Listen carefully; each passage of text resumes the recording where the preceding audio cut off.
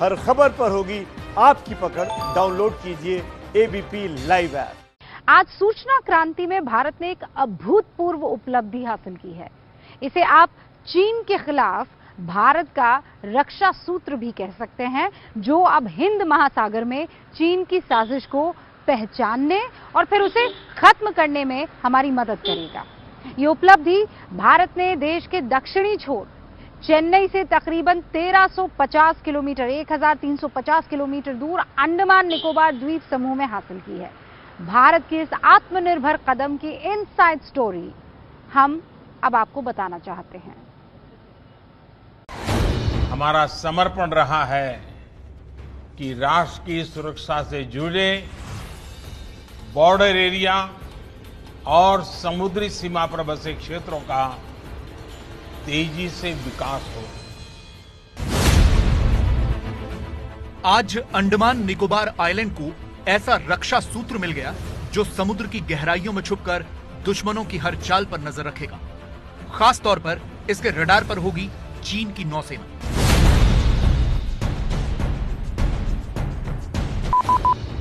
(2300 kilometre लंबे इस रक्षा सूत्र का नाम है सबमरीन ऑप्टिकल फाइबर केबल, जो चेन्नई से अंडमान निकोबार आइलैंड तक बिछाई गई है।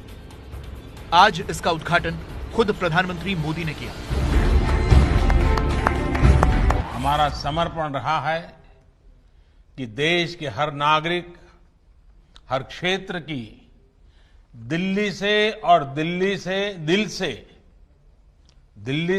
दिल से दोनों दूरियों को पाटा जाए।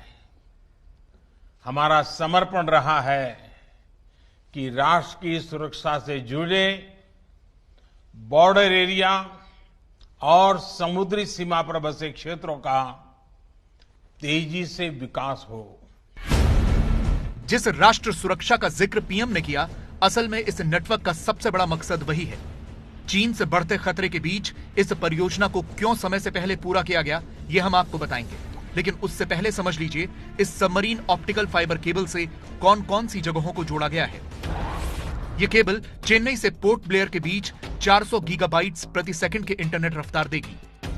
इसके अलावा स्वराज द्वीप, little Andaman, car Nicobar, Kamorta, great Nicobar, long island और रंगट आइलैंड भी इससे जुड़े हैं। इन आइलैंड्स पर 200 गीगाबाइट्स प्रति सेकंड की रफ्तार मिलेगी। इस केबल की लंबाई 2300 किलोमीटर है।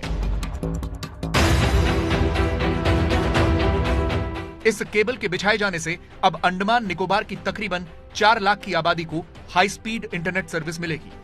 इससे भारतीय नौसेना को भी रणनीतिक मदद मिलेगी। पीएम मोदी ने इस परियोजना की नींव 30 दिसंबर 2018 को रखी थी।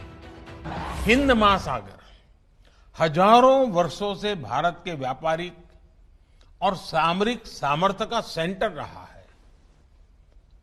अब जब भारत इंडो पैसिफिक में व्यापार, कारोबार और सहयोग की नई नीति और रीति पर चल रहा है, तब अंडमान निकोबार सहित हमारे तमाम द्वीपों का महत्व और अधिक बढ़ गया है। अंडमान द्वीप समूह से पुराने सामरिक सामर्थ्य को और धारदार बनाने के लिए ओएफसी केबल बिछाई गई है, जिसे इंफॉर्मेशन सुपर हाईवे भी कहा जा रहा है। अभी तक का हमारा जितना भी कम्युनिकेशन अंडमान निकोबार आइलैंड से होता था, वो रेडियो या सैटेलाइट के थ्रू होता था, जो कि जैम हो सकता है। क्योंकि अब ये केबल अंडरग्राउंड है और डायरेक्ट केबल है, हमारा सारा का सारा कम्युनिकेशन सिक्योर होगा, हाई स्पीड होगा और कोई इसको ना इंटरसेप्ट कर सकता है, ना जैम कर सकता है और ना ही कोई इसको सुन सकता है। छोटे छोटे 572 द्वीप समूहों में बटा अंडमान निकोबार आइलैंड रणनीतिक लिहाज से बेहद सटीक जगह पर मौजूद है, क्योंकि यह हिंद महासागर और दक्षिण चीन सागर के मुहाने के करीब है। यहां भारतीय नौसेना जब चाहे चीन की सप्लाई लाइन काट सकती है।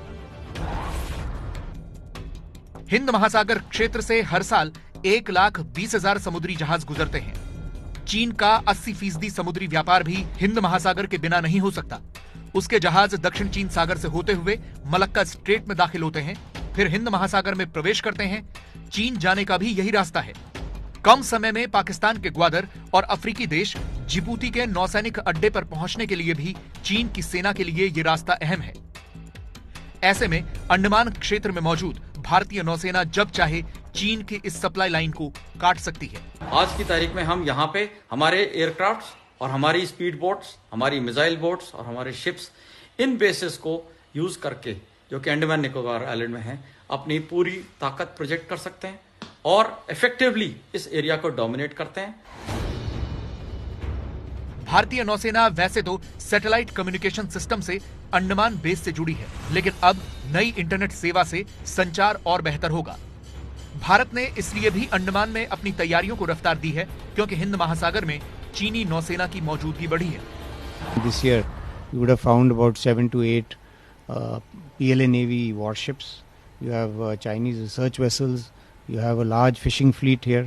Also, if you see the kind of defense exports, nearly 80% of the defense export is centered around the Indian Ocean region. The aim is to see if there's anything inimical to our national interests. We will take necessary action.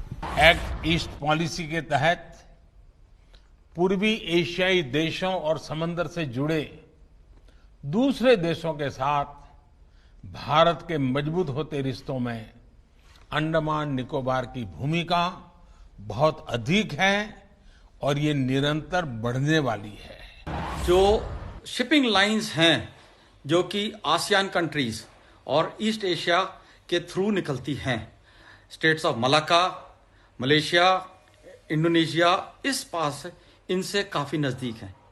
हमारा यहाँ पे पूरा का पूरा establishment है, जो कि एक तरीके से हम पूरे एरिया को डोमिनेट कर सकते हैं।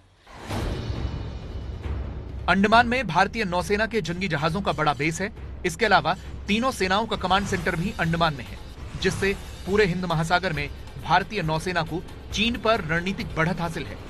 और अब इंटरनेट सेवा बहाली के बाद भारत अंडमान के छोटे छोटे द्वीप समूहों में रोड और एयरपोर्ट का जाल बिछा रहा है, जिससे इलाके में भारत की मौजूदगी पहले से ज्यादा बढ़ जाएगी।